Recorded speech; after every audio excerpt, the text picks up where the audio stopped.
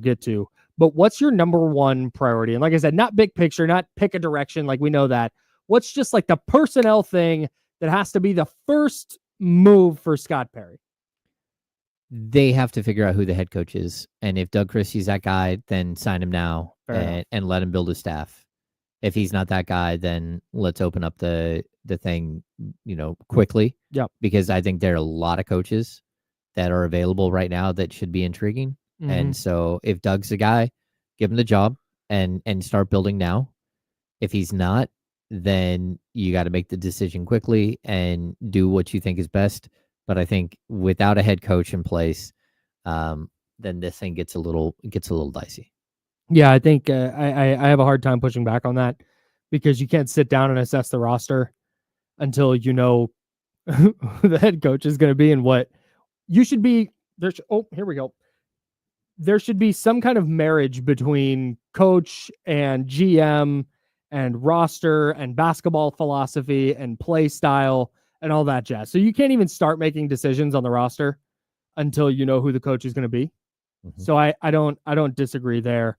I'm going to go off the beaten path a little bit with that. Okay. And to me, you got the number one thing you have to do is what is DeMar DeRozan doing? Okay. What are you doing with DeMar DeRozan? Because if he's going to be in Sacramento, I think that alters a little bit the way that you're building this team. Oh, completely. At least for me. Yeah. I think if we saw what he is such a singular force offensively, that having him in your building means that you're probably crafting a team a little bit differently than you would if he's not in your building. And so that has to be the first thing you're figuring out is DeMar DeRozan going to be here next season or is he not? Yeah, I mean, like if I'm starting the conversations, DeMar DeRozan isn't part of the team next year. And that's, again, it's not a slight on DeMar. It's just that he's the 35-year-old guy that doesn't fit with your 30-year-old shooting guard. Yeah. And so one of them has to go, and it's easier to move a $25 million contract than it is a $43 or $46 million contract. And so that's where I would start. And yeah, so as far as transactions, it's like, hey, let's sit down, let's assess, like, what are our priorities? Like, how do we acquire players that we need? And like, what's the first player that we look at in order to make that move? Yeah. And he's probably like really, really high on the list. Yeah. He has to be, like I said, to me, that has to be number one. Because so much of everything else you're going to do is going to revolve around that. And if DeMar's like, nope, I'm going to be here, I want to be here, and there's no market for him, there would be a market for him if they wanted to trade him. But if he's just going to be on your roster, all right, figure out the rest of this then, because it can't look how it did last year. Very clearly. Yeah. Well, that, and I also think that there's something you have to, when you're dealing with a player like this, you have to quickly make up your mind of what kind of direction you want to go with that player. So is the move to break DeMar DeRozan's contract up into 2 or 3 players? Or is the move to take DeMar DeRozan's contract, add it to another player, and go try to get a bigger player? So you kind of have to choose a pathway. And again, I look at him as much as anything else. I'm just going to be honest with you. I look at DeMar DeRozan's contract the same exact way that I looked at Kevin Huerter and the same way I looked at Harrison Barnes. He's a $25 million contract with a $10 million buyout for the final year. You could be acquiring $50 million worth of player, but you're really realistically acquiring $35 million with a player. And so I think that there's a way in which, like, you can go get the player that you need. But again, I need to know what the direction is, because is DeMar DeRozan and a first-round pick enough to get you Cam Johnson? Sure. Or are you going to go more like, hey, we would move him to the Lakers in order to get like Rui Hachimura and like Gabe Benson? Sure. I don't even know what the contracts are, but like, I'm just throwing out like ideas. Right. Like, do you break him into 2, or are you adding something to him to go get something bigger? You don't have a lot to add.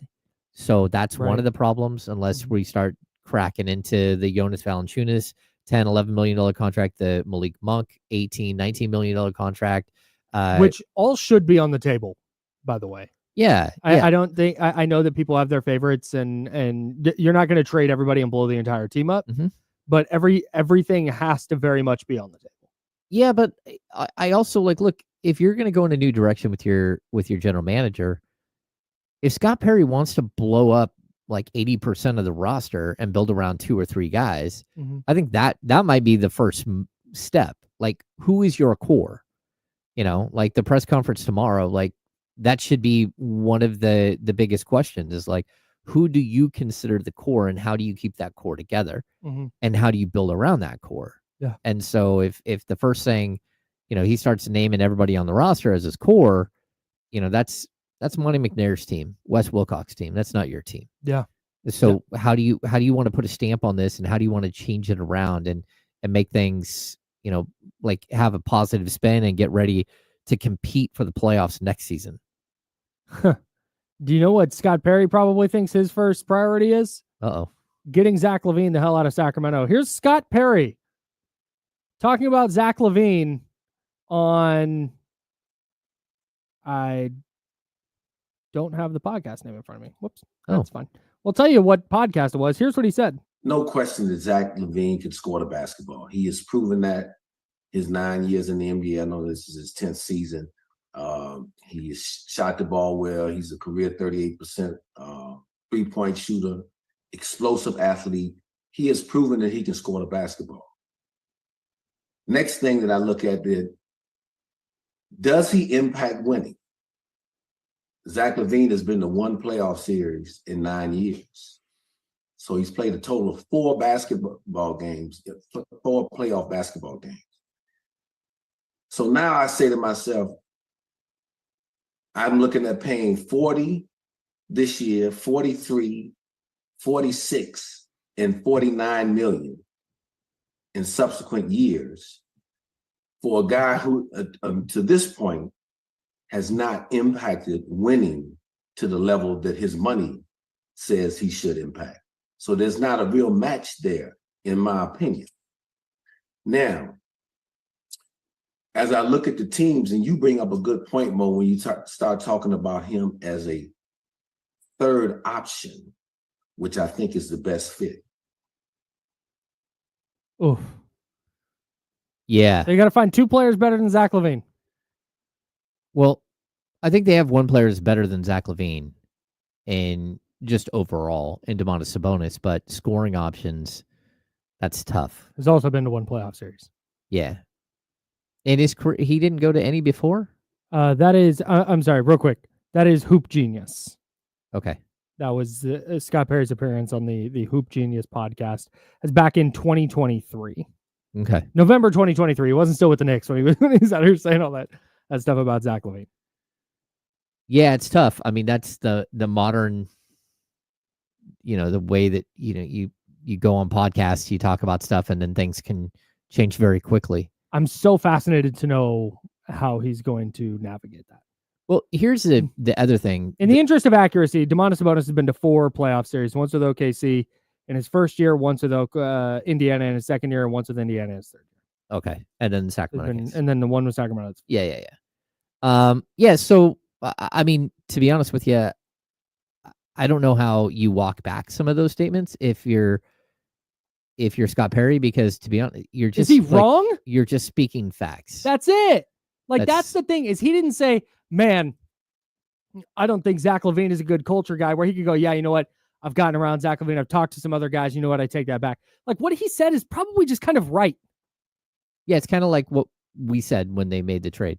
But just to rewind, like, if you knew that this was probably the outcome of your season, is that you're going to move away from De'Aaron Fox, you're going to move away from Monty and Wes, why would you allow them to make the trade for a guy that he clearly isn't on board with? Like, again, it's just going to keep flaring up. My guess is, because he's going to get asked about this at his presser. Yep. My guess is he's going to say something to the effect of, Zach LaVine's a really good player. We're going to make sure we get the right pieces around him to maximize his talents, et cetera, et cetera. Yeah, it's on me to go get the pieces that make him fit in what they're doing. And what that means is getting a number 1 and number 2 option to go along with him. Yeah. All right. It's tough, though. Like, you just don't have a lot of pieces. I will say, like, the one blessing in disguise, we talked about the lottery pick, right? Mhm. The coin flip, whatever, that doesn't matter. The one good thing is that once that pick is gone, Mhm. and let's say the Kings don't move up into the top 4, there's only like a 3.8% chance of them Mhm. moving up into the top 4. If they don't, that just means that on July 1st, Scott Perry has everything moving forward. He has 9 first-round picks. Mhm. One of those is a pick swap in 2031, but they have an unprotected Spurs pick in 27, unprotected Timberwolves pick in 31. They get They get 2 second-round picks back to 2026 and 2027 second-round picks. Mhm. So on July 1st, he will be able to go out and wheel and deal with a full cupboard. Yeah. Right. And that's something that Monty McNair has not been able to deal with for like 4 years or 3 years because of the Kevin Huerter trade. Right. Right. I mean, that the good And thing about, subsequent other deals that botched their second round picks. well, of course. And then again, like trading your first round pick to get rid of Rashawn Holmes' contract, was that a great move? Probably not. Mhm. Going out and missing on a couple of first round picks, that wasn't a good idea either. Mhm. But as far as just like, what does your cupboard look like?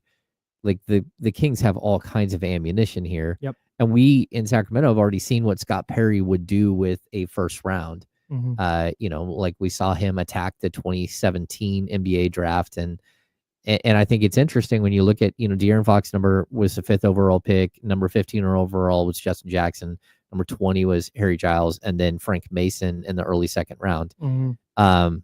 Of those players, 2 were young 19-year-old kids in Mhm. Fox and Giles, and 2 were veterans in Justin Jackson and Frank Mason. Sure. So as opposed to the Monty McNair era where he took one player under the age of like 21 the entire time he was here, That's crazy. and that's Jemias Ramsey. That's In so crazy. 5 years, he never drafted anyone young at all. That's a problem. That's insane. So, like, again, we just saw Scott Perry in the one draft he was here drafted 2 young players. Now, he had Mhm. 4 picks in the first 34 picks or whatever, 33 Yeah. picks. But still, that shows you that he's willing to take the gamble on the young player, Yeah. but again, I would caution the Kings were in a totally different position than they are today. Yeah. Where you're trying to build something quickly, trying to revitalize something. Mhm. And so it'll get interesting. Does he value his picks? Does he not value his picks? Does he go out and he trade 3 first-round picks? Mhm. That's always a possibility. Like if they want to get in on some big player. Yeah. It'll be interesting to see how they handle this. TC